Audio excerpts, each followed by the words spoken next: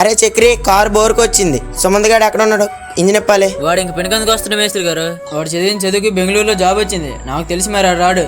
వాడెందుకు అలా చేస్తాడు రా? పని మొత్తం మన దగ్గర కదా నేర్చుకున్నాడు. అయినా వాడి మీద నాకు నమ్మకం ఉంది. మేస్త్రి గారు ఎవరు ఇలాంటి కష్టమైన పనులు చేయాలనుకోరు. అక్కడ సుఖమైన జాబ్ వచ్చింది, అక్కడ వెళ్ళిపోతున్నాడు. చూడండి, కావాలంటే మీకు ఈ రోజు నిరూపిస్తాను. నీ ఆలోచన గొప్పదో, నా నమ్మకం గొప్పదో చూస్తానుగా.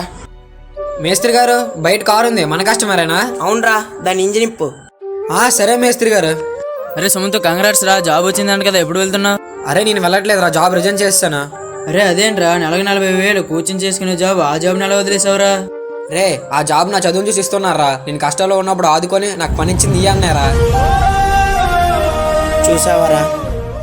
అరే ఈరోజు మనకి కూడు కలుగుతుందని పని నేర్పించిన గురువుకి వెన్నుపట్టు పొడవకూడదురా. గొప్ప నాది రేట్ అలాంటూ లేకపోయినా నన్ను గుర్తించి నాకు పని ఇచ్చాడు రా. సారీ రా, నేనే నేను తప్పుగా అర్థం చేసుకున్నాను.